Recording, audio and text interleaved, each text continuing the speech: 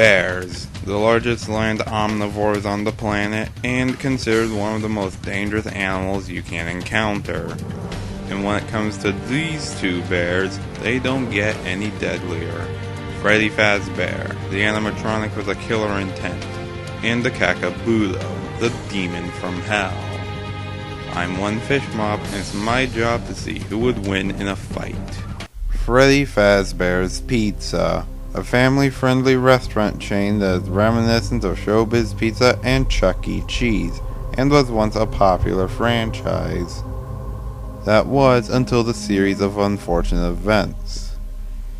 From the infamous bite of 87 to the most tragic case at the restaurant to date. Several years ago, a birthday party was being held at the restaurant like usual. That was until a man wearing a suit that looked like one of the animatronics lured 5 kids into a secluded back room and proceeded to murder all of them. After the event took place, one of the animatronics at the time, the marionette, more or less mistook the corpses for an average endoskeleton and proceeded to place them into animatronic suits. This resulted in the spirits of the 5 children possessing said animatronics and being forced to endure 38 years in these tombs.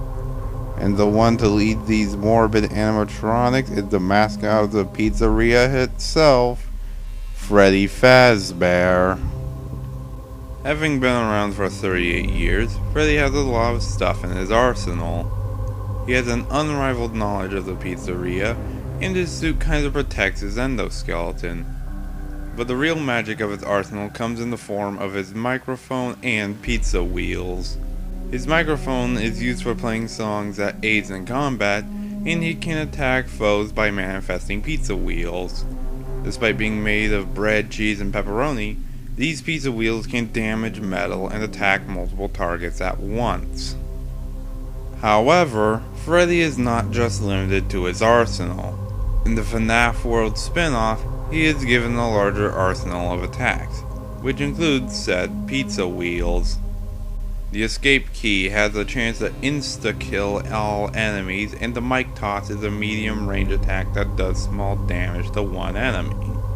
His bite attack is more than strong enough to crush the skull of a child, but it can be upgraded into a mega bite, a bite capable of killing enemies 3 times bigger than Freddy.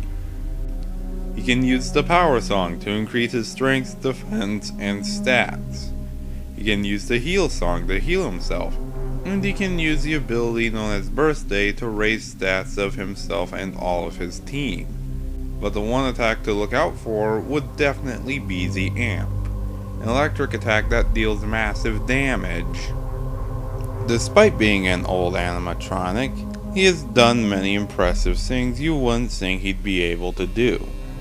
He is so sneaky he is barely seeable unless in close observation, is experienced at killing night guards for about 2 weeks, thanks to him being strong enough to stuff a person into a suit filled with robotic parts, has slightly fast movements, can rip through metal, and being a possessed robot, he won't die if his physical body is destroyed. Though he can't do much as a ghost. However, being an old animatronic has its flaws. He only recognizes people as metal endoskeletons without their costumes on after hours, was dismantled in the second game, electricity is lethal to his body, he regularly fights with a group rather than alone, he has no formal combat training, can easily be damaged, doesn't really fight much, prefers to defeat his victims with surprise ambushes and overpowering them when they don't expect it. All of his movement is done by the ghost inside of him, and his animatronic body was killed by the purple guy, the very same murderer responsible for his first death, physically up close and personal. However, after 38 years and his second death at the hands of Purple Guy, he was eventually able to rally up with the souls of the other kids, kill the Purple Guy by tricking him into hiding in a malfunctioning spring-lock suit, and was finally able to pass on into the afterlife with the other 4 kids, leaving behind the truth that no one will ever know. The world of Ginga is an unforgiving world where you either have to be stronger than your opponents, or your pack is going to have larger numbers than your rival's pack. And in this world, a large roster of bad guys are abundant, from a tyrannical Jalaa that eats the children of dogs and macaques, to cannibal dogs who learn ninjutsu, all the way to the very first villain in the franchise, Akakabuto. Akakabuto first began his reign of terror by attacking and killing cattle and striking fear into the local farmers. But Akakabuto eventually moved from just cattle to eating humans. Afterwards, hunters set out to find and kill Akakabuto, with the bear attacking and killing all the hunters and their dogs that came after him. After many years of Akakabuto ruling over the land known as Futago Pass, he was considered unstoppable. However, a dog he saw he had once killed, Riki, had begun gathering dogs and increasing the size of its pack to create an army that would destroy Akakabuto. Seeing no other option, Akakabuto knew he'd have to fight them eventually, but he wouldn't do it alone, and so he began to gather his own bears to compete against Riki's pack. But in order to battle a pack of this magnitude, he's going to need some weapons and abilities. As a bear, he has teeth and claws. These weapons can easily rip and tear into flesh and can cause lethal or at least great damage. He is also incredibly strong. He effortlessly tore a tree down and effortlessly ripped off another bear's head from its body. To complement his strength, he has incredible durability. He has survived having a bullet shot into his brain and then being shot again at point-blank range. But having one eye does not hold him back. He can continue fighting by using his senses, which allows him to continue battling as if he can see even when completely blind. And despite being an animal, he is actually pretty smart. He knew that he had to gather bears to combat the increasing size of the rival dog pack, learned the range and firepower of a gun just by looking at it in action, and was clever enough to manipulate and lure the harpoon bear into a deadly blow. As a bear of his type, he is a monster. He easily killed a mother cow, killed armed hunters, endured 2 Zetsu Tenru Batugas to the back, which was supposed to have disabled his arms, but instead shook it off rather quickly. The brain damage he sustained actually helped him increase in size and actually made him even more dangerous. Survived falling down a valley which was deep enough to kill a normal dog. Ruled over Futago Pass for years, and killed numerous dogs in one easy swoop. But due to what Akakabuto is, when it comes to weaknesses, he has very few but are rather critical flaws in combat. He has been knocked off his feet by surprise attacks by multiple dogs, from Moth from Misty Mountain to Riki, Gin, and Ben attacking all at once, and he was ultimately killed by the only attack that could kill him, the Zetsu Tenru Batuga. And thus, with Akakabuto dead, the dogs and humans could return to living normal lives, until the events of Ginga Densetsu and the Last Wars.